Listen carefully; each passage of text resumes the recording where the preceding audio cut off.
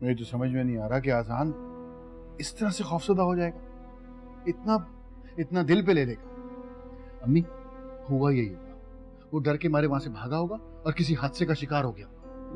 तुम हादसे को रो रहे हो, ये नहीं सोच रहे कि सुतेली माँ का इतना भयानक इमेज किसने उसके दिल में बिठाया होगा?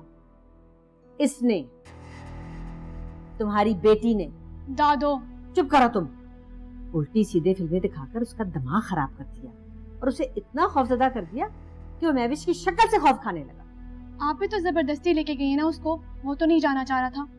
इसीलिए लेके गई थी बेटा कि वो शुरू से ही इस बात को तस्लीम कर ले कि महविश ही उसकी माँ बनने जा रही है। लेकिन मुझे क्या मालूम था कि तुम अंदर ही अंदर पता नहीं क्या क्या खेल खेल रही हो।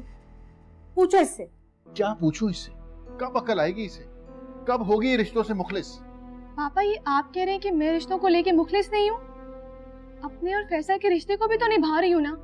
फैसल और तुम्हारे रिश्ते को सिर्फ फैसल निभा रहा है, तुम नहीं। और अब बताओ कि अजान के दिल से ये खौफ कैसे दूर करोगी? अजान के साथ साथ तुमने अपने पापा और महविश की जिंदगी भी बर्बाद कर दी।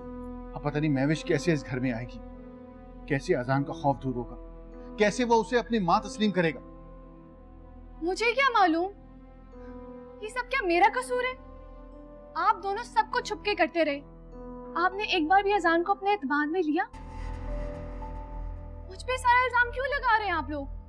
मैंने उसको सब कुछ समझाया था, सब कुछ बताया था, लेकिन तुमने तो कुछ भी नहीं छोड़ा, सब कुछ तबाह कर दिया। अगर यही सिचुएशन रही तो मैं शादी नहीं करूंगा।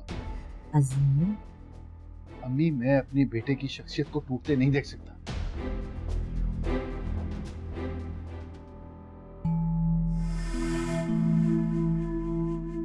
मेरा दिल तो पहले ही बहुत परेशान हो रहा था कि कहीं कुछ बुरा ना हो जाए, लेकिन तुम दिल छोटा मत करो। मुझे अपनी नहीं, मुझे तो अब्बू की फिक्र है। तो क्या अजीम भाई ने इनकार कर दिया? मुझे नहीं मालूम। पता है, अम्मी भी बहुत परेशान है, छुप छुप कर रो रही थी। माँ है ना, और कर भी क्या सकती है। फैसल भी तुम लोग के साथ था? हमें साथ वही लाया। तो उसने कुछ बताया नहीं? आखिर अजीम भाई का दामाद है। बस कर जाओ सैरिश, मेरा सर फट रहा है। कितनी इन्वेस्टिगेशन करोगी? मुझे नहीं मालूम कि कल क्या होने वाला है और किसने क्या कहा। मुझे इस मौजू पे कोई बात नहीं करनी, समझी तुम? तुम मुझ पे क्यों बिगड़ रही हो? तुम पे बिगड़ नहीं रही हूँ सैरिश। जिस चीज के बारे में मैं कुछ कर नहीं सकती, मैं कुछ जानती नहीं, तो उस बात पे डिस्कस करने का मकसद क्या है? सो जाओ तुम भी और मुझे भी सोने दो। मुझे और कोई बात नहीं करनी।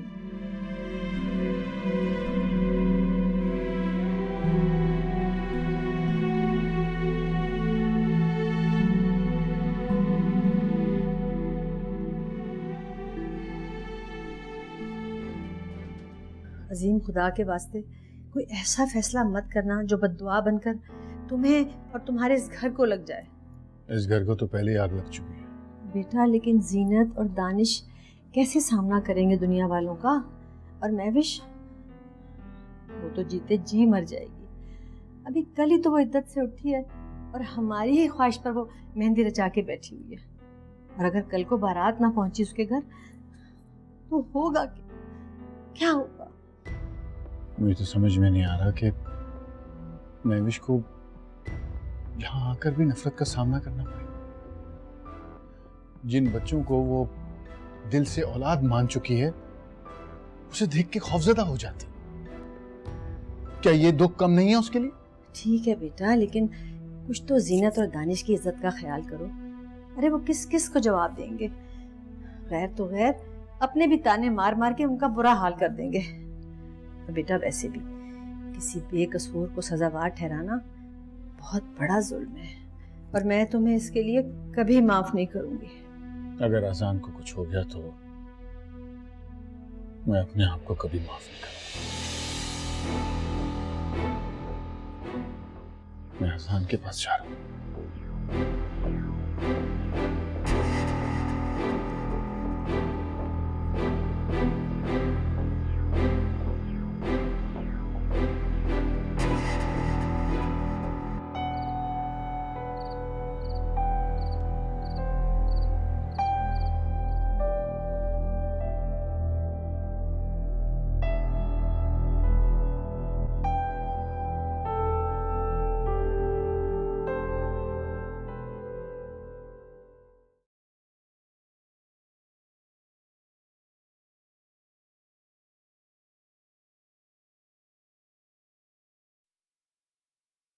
पापा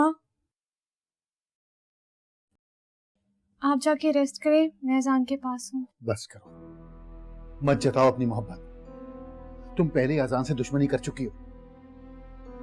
मैंने क्या किया है? उसने जो देखा सच समझ लिए। वैसे भी ऐसा तो होता है ना। बकवास बंद करो।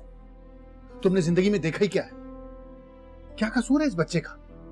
सारी जिंदगी के लिए माँ के नाम से खौफजदा रहेगा।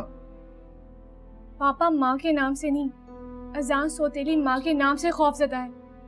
राइमा, अगर ये सब कुछ करना था तो महविश को खुद क्यों पसंद किया तुमने? बात यहां तक ना पहुंचती। अगर मैं इनकार करूंगा तो गुनहगार कहलाऊंगा, और अगर महविश इस घर में आई तो इसका कसूरवार कहलाऊंगा। नहीं पापा, आप शादी से इनकार नहीं करेंगे, वरना फैसल मुझे तलाक दे देगा। आप नहीं जानते, फैसल महविश के लिए कुछ भी कर सकता है। आप ऐसा नहीं करेंगे पापा। तो फिर मैं क्या करूं? नहीं पापा, आप इनकार नहीं करेंगे। हसान को मैं समझाऊंगी, प्रॉमिस। हसान ने वही किया जो उसने सोचा है। नहीं, मैं अपने बेटे को सारी जिंदगी के लिए मेंटली डिस्टर्ब नहीं कर सकता। पापा नहीं, आप प्लीज एक बार। जाओ तुम यहां से।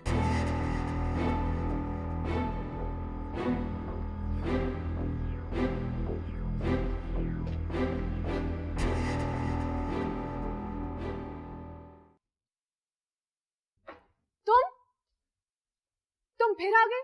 अभी तो तुम गए थे। तुम चाहते क्या हो? देखो मैं पापा बस को। करो, बंद करो ये ड्रामा।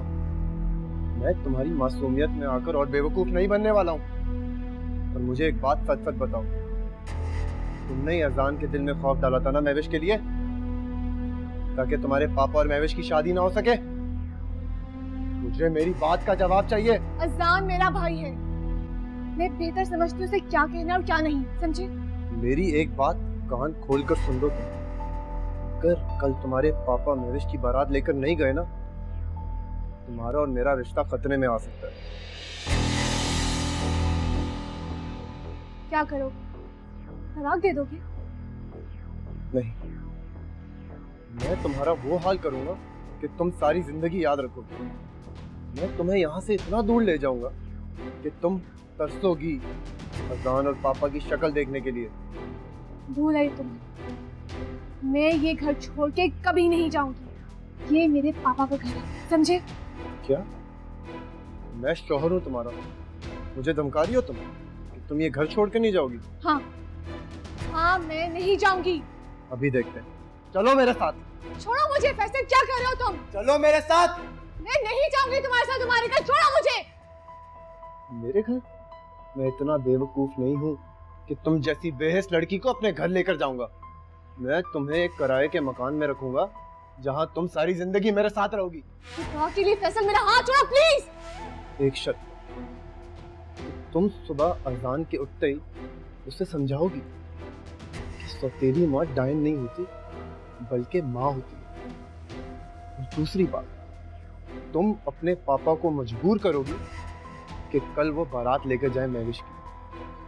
और एक बात कान खोलकर सुन लो, तो आइंदा तुमने महविश के खिलाफ कोई साजिश करने की कोशिश की तो तुम सारी जिंदगी अपने प्यारों की सूरत देखने के लिए तरसोगी, समझी? तुम पागल हो गए हो? पापा पापा फैसल पागल हो गया, आप उसे समझाएं। ये तुम दोनों मियां बीवी का मामला है, मैं कुछ नहीं कर सकता इसमें। पापा आपकी वजह से आपने इनकार किया था तो दादो फैसल मुझे जबरदस्ती लेके जाना चाहता है। तुम्हारा शौहर है वो, हम क्या कर सकते हैं? कुछ नहीं कर सकते। दादो, पापा,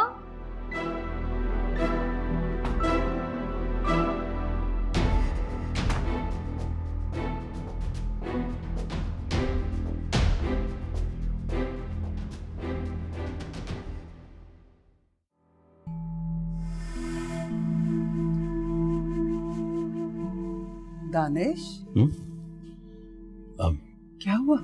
ज़ीनत, कोई इत्तला, कोई खबर, कोई फोन? नहीं, अभी तो कोई इत्तला कोई खबर नहीं आई। हो सकता है वो लोग मसरूफ हो। ठीक है। दानिश, आपने कल से कुछ नहीं खाया, अब थोड़ा सा खा लें। आप परेशान ना हो, सब ठीक होगा। मैं भी जुलेखा बेगम को फोन करती हूँ। उन्हें फोन करो सीना, उनसे पूछो कि क्या फैसला किया है। जो भी फैसला किया है वो फैसला सुना दे मेरी बेटी महविश के नसीब का। आप क्यों परेशान हो रहे हैं? वो यकीनन कोई अच्छा फैसला करेंगे, वो इनकार नहीं करेंगे। डर मुझे इनकार से नहीं है जीनत, डर है तो मुझे खामोशी से। मैं महविश से नजरें नहीं मिला पा रहा। मैंने उसकी आंखों में देखा, कल उसकी आंखों में दीपक रोशन थे, आज अंधेरा है, सिर्फ अंधेरा। आप क्यों बेटी की आंखों में झांकते? बेटियों की आंखों में झांकने वाले माँ बाप हमेशा डरे और सहमे रहते हैं। अब तुम्हारी तबीयत कैसी है अजान? बस नींद आ रही है और सर में भी दर्द है। तुम्हें हुआ क्या था? रहमा, मैं भाग रहा था, मुझे लगा मेरे पीछे स्टेप मदर आ रही हैं, उनके हाथों में छुरी है और वो मेरा गला काट देंगी। इतने में मेरे सामने दीवार आ गई और मैं टकरा गया। वो यहाँ तो नहीं आएंगी ना? अच्छा, ऐसा सिर्फ मूवीज में होता है। तुम कितने बुज़दिल हो, तुम्हें डरना नहीं चाहिए था, डराना चाहिए था। तुम क्या कह रही हो रहमा? मुझे कुछ नहीं समझ आ रहा। मेरी बात सुनो, अगर तुम इसी तरह स्टेप मदर से डरते रहे ना तो बुज़दिल हो जाओगे। तुम्हें बहादुर बनना है। वो कैसे? सुनो,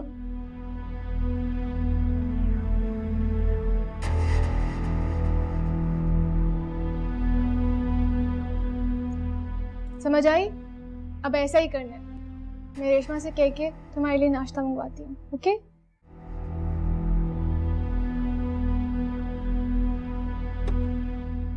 चाची जान, रायमा फोन नहीं उठा रही। अरे तो अच्छा है ना, नहीं उठा रही, अब नहीं आने के। और वैसे भी जुलेखा बेगम ने कहा था कि वो सुबह 12 बजे तक गाड़ी और ड्राइवर भिजवा देंगी महविश को पॉलर ले जाने के लिए, लेकिन अभी तक तो कुछ आता पता नहीं। आपने फैसल से कुछ पूछा? अरे कहाँ बात करता है मुझसे फैसल। वैसे कल जब ससुराल से आया था ना, था बड़ा परेशान, ऐसे लग रहा था इनकार सुन के ही आया है। बस दुआ करें कि अब्बू को कुछ ना हो जाए। और चची जान, अगर अजीम भाई ने इनकार किया तो आप आज ही चचान से कह के रायमा को तलाक भिजवा दीजिएगा। अरे सैरेश, ये हमारा सब्र है, सब्र।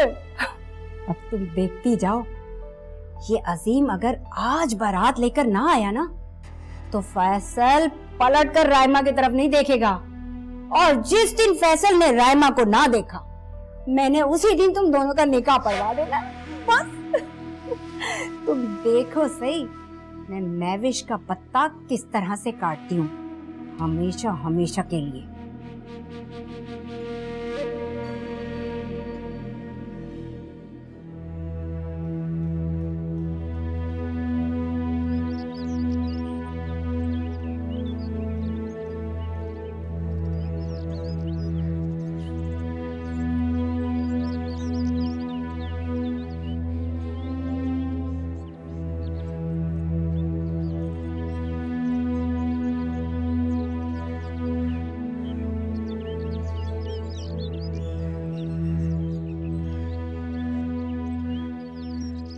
महविश,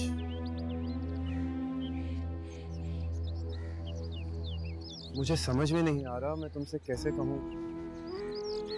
रात में रायमा। फैसल प्लीज, मुझे समझ नहीं आता कि हर कोई इसी मौजू पे बात क्यों करना चाहता है। हकीकत को झुटला नहीं सकती तुम, फिर क्यों बात करने से रोकती हो? क्या बात करना चाहते हो? क्या फायदा होगा बात करने का? अगर पापा आज रात में बारात लेकर नहीं आए तो मैं कल रायमा से सारे ताल्लुक तोड़ दूंगा। फैसल, तुम होश में तो हो? रायमा की वजह से ही हुआ ये सब कुछ। प्लीज फैसल, इन सब बातों का इल्जाम किसी और पर मत दो फैसल। मैं तो अम्मी अब्बू के लिए परेशान हूँ। एक दफा फिर से उनके लिए परेशानी बन गई हूँ। उनकी नींद, उनका सुकून, सब कुछ छीन लिया फिर से मैंने। मैं अम्मी अब्बू के लिए बदनामी बन गई हूँ फिर से। तुम क्यों ऐसा सोचती हो? ताई अम्मी और ताई अब्बू के लिए तुम दुख जरूर बन सकती हो, लेकिन बदनामी नहीं। तो ये क्या कम बदनसीबी है? मैं अपने माँ बाप के लिए दुख बनकर रह गई हूँ, उनके दिल में चुभती हुई फांस की तरह। नहीं महविश, अब मैं ऐसा नहीं होने दूंगा। अब मैं तुम्हारी आंख में कभी भी आंसू नहीं आने दूंगा।